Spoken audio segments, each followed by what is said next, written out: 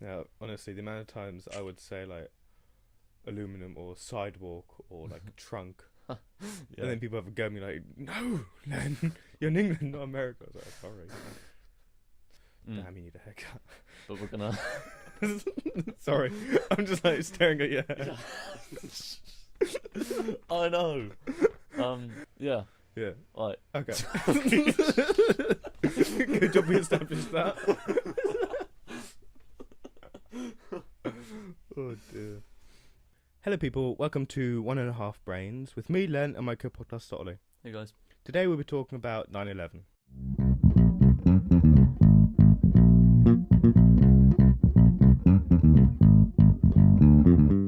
So as I'm sure you know, 9/11 occurred on the 11th of September 2001, killing nearly 3,000 people, of 400 of which were police officers and firefighters. Two planes crashing into the Twin Towers in New York City, and then one plane crashing into the Pentagon, and then the fourth plane which ended up crashing into a field. But today we're going to be talking about alternate conspiracy theories to do with 9/11. There are a wide range of theories that are out there regarding what actually happened on that day. So today we'll be talking about these, at times, ludicrous theories, to be honest. And we'll just discuss them and see how legit we think they are. So first off, there are three types of conspiracies regarding 9/11. There's the they let it happen on purpose, which suggests that key individuals within the government had at least some knowledge of the attacks happening. It's an inside job. Not even an inside job, it's more like, oh, they knew it was going to happen, but they didn't do anything about it. Right. Then there is the made it happen on purpose theory, which states that key individuals within the government planned the attacks and collaborated or framed Al Qaeda.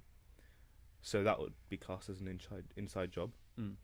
And then there are the theories classed as others. So the people who reject the account of what happened, and say that the US government's accounts of the events were wrong and that in actual fact something else happened that day.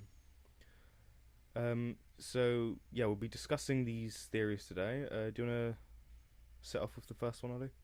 So let's start off with the insider traders who supposedly knew about the attacks, as the theory goes, before they happened.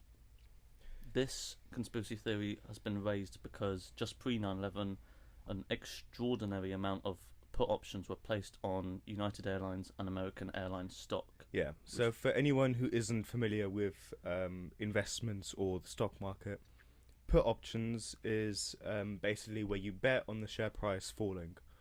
So unlike regular investing, where you put money into a share expecting for it to rise, here what you basically do is you sell shares before owning them just to buy it back at a later date. Mm. And obviously these airlines were the ones that were hijacked. Yeah. So the Chicago Stock Exchange reported that, as you said, an extraordinary amount of put options were placed on the two airlines involved that day, United and American. And they also stated that no other airline company had unusual put ratios that day. Mm. But what makes this interesting is that many speculate that traders were tipped off about the attacks and profited from the tragedy. See, that is a very controversial view, of course, saying that these individuals knew about it and invested in order to make money rather than informing officials. With this, I'm not sure if it were actual traders who did the put options, who had the inside knowledge, or if it were associates of Al Qaeda who maybe initiated these options to be carried out. Mm. So they might have called the stock exchange and said, "Can we sell this and this much?" Yeah. See, that's with this theory, it'll be more plausible if it'll be that the terrorists themselves sold these shares in order to profit off it for later on, Yeah. rather than key individuals like from America. it's definitely unordinary, and it certainly raises some eyebrows. But the Securities and Exchange Commission launched an insider trading investigation in which Osama bin Laden, who obviously was behind all this, was a suspect. Yeah, yeah. So that's basically exactly what I just said. It were probably the terrorists themselves who did these, who carried out these put options in order to profit off it and to raise money for their, yeah, for Al Qaeda. Yeah. But while we're on the topic of it being an inside job and people already knowing it was going to happen, I should probably mention. I saw somewhere that the Jews apparently knew about the attack before it was going to happen. So theorists noticed that about 4,000 Jewish employees took off work on the 11th of September, on obviously the day. Some of the first people to record the attacks on camera were also supposedly Jewish. So obviously this becomes quite suspicious. Does it though? Because see, with my theory of that is, America is a country of 300 plus million people. There's probably 300 million. There's probably at least 2 to 3 million people, if not more, there who follow the Jewish religion. Yeah. 4,000 people taking off that day. Does it say the whole country or just New York? This is just. I think this was. I don't even think this was in America. I think this was more in the Middle East, where it was an unordinary amount of numbers took off work. All right, who see, were Jewish people. With that, because I saw that theory as well, and I read up about it, and what quickly debunked that for me was that there were many Jews among the victims of 9/11. So if it were that the Jewish community did know about the attacks, there wouldn't have been any victims in the attacks. So I think that theory is pretty rubbish, and that it's not really substantial. Yeah, definitely. But you can understand why it would put the religious group on the of course. radar. I mean, these people who come up with these conspiracy theories are crazy, so they'll find anything unusual. But see, with that again, if that was in America, where 4,000 people took off, how many Christians took off that day? Yeah. Because 300 million, America's a mainly Christian country. There must have been thousands and thousands that take off every day who are from a certain religion. So it's just the fact that these conspiracy theorists want to find something suspicious, I think. Yeah. Which, yeah. So another conspiracy theory is that the North American Aerospace Defense Command, also known as NORAD, issued a stand-down order, or deliberately scrambled fighter jets late. So that they saw that these planes were doing something suspicious after the first plane hit, and yet they didn't scramble anything in time, nor or they just straight up ordered jets not to intercept. So if this is the case, this would have allowed the hijacked airplanes to reach the targets without interference. Yeah. To this, I have to say, unless it was a high in command, they're doing the orders, I think this has a very, very slim chance of having any sort of substantial evidence behind it. Yeah. So this theory pretty much is rubbish, in my opinion. Of course, we saw the fighter jets flying over New York post the attacks, but it is weird how when one of the planes crashed into the Pentagon,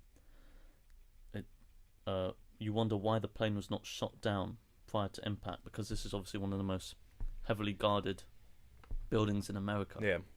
Well, see, with the shooting down of planes, that's another theory. For Flight 93, which was the flight that crashed in a field in Pennsylvania, that flight was allegedly heading towards the White House to crash into the White House, but passengers became aware of the other attacks that happened and wrestled the plane off of their hijacker's control and crashed into a field. However, conspiracy theorists such as David Griffin and Alex Jones say that it was shot down due to the fact that the wreckage site was so large that no ordinary plane crash could have caused it. So this included the main body of the plane, and that the engines landed miles apart, which could only be proven if the plane was shot in midair. Yeah. To this, I've got to say, I think if a plane crashes, there's going to be a lot of force behind that, which can potentially like throw parts of the airplane quite a distance. So, Of course. Yeah. I don't think it was shot down. I don't think, especially at that time when the passengers were trying to wrestle the plane off the hijacker's control, that the U.S. government would allow them to shoot down their own people. Yeah. I mean, we're not necessarily for any of these conspiracies, really, but Oh no, we'll get to what we think to these conspiracies at the end. But But, yeah. probably the most plausible one for me would be how there's a theory about there being bombs in the Twin Towers, which help bring down the buildings. Yes, so this is a very famous, if not the most famous, conspiracy theory, that the collapse of the North Tower, the South Tower, and the 7 World Trade Center, so that was a smaller building off to the side of the two main ones, all collapsed. Mm. Similarly to a controlled demolition. Yeah, the theories state that an airplane crash couldn't have caused the heat needed to melt steel, Yeah. and that these buildings couldn't have weakened quickly enough to cause that kind of catastrophic collapse which happened. Yeah, so many speculate that they placed bombs in certain locations, which brought it down in that fashion. See, what's your opinion to this, Ollie? I can understand why, because would it necessarily fall straight down like that? Because the plane hit into the side and didn't go all the way through. At least not.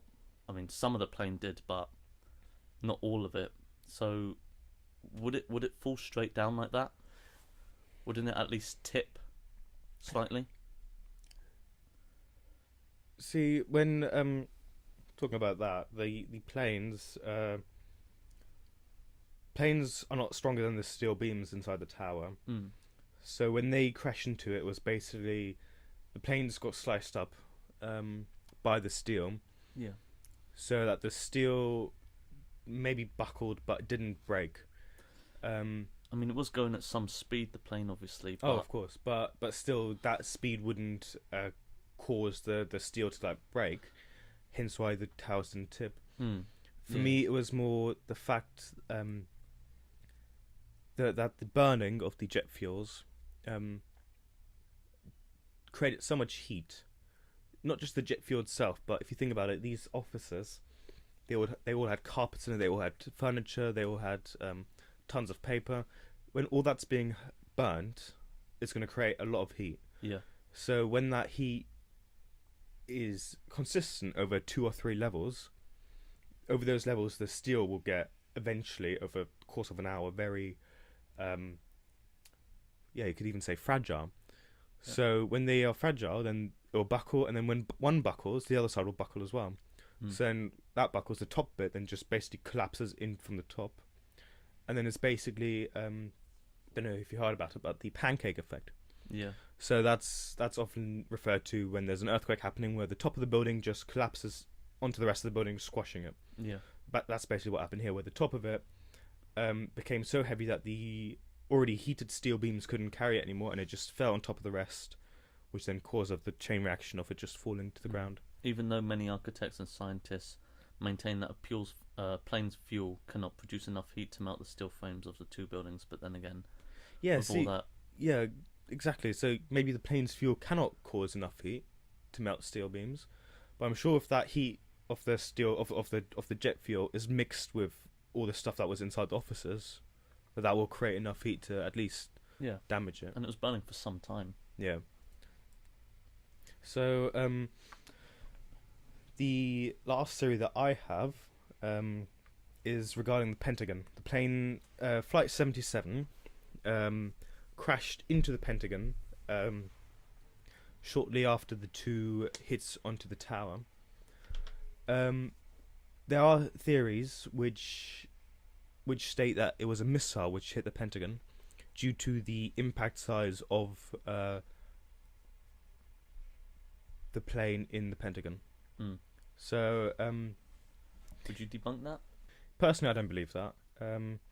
Reason being is it's not a cartoon. The plane's not going to hit it, and then there's going to be an airplane-sized or shaped hole in the building.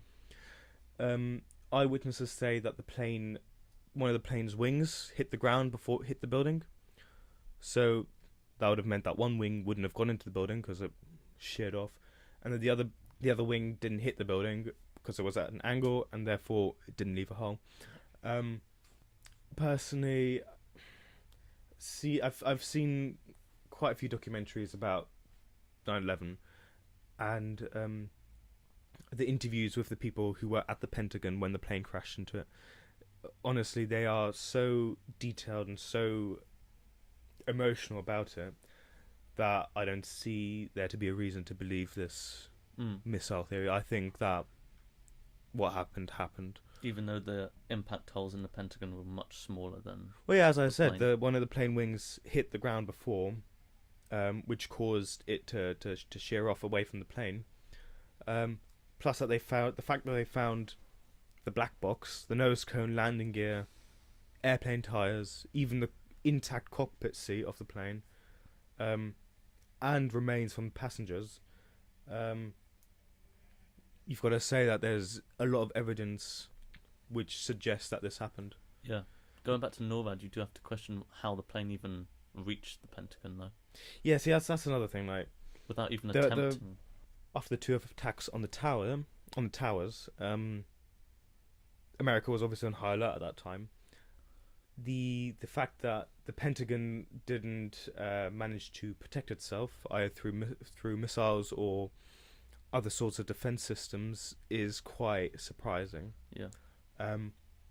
I wouldn't say that's a conspiracy, that it's an inside job. I'm just saying that was maybe poor reactions from people in charge. I mean, they stopped down. They shut down all airports, right?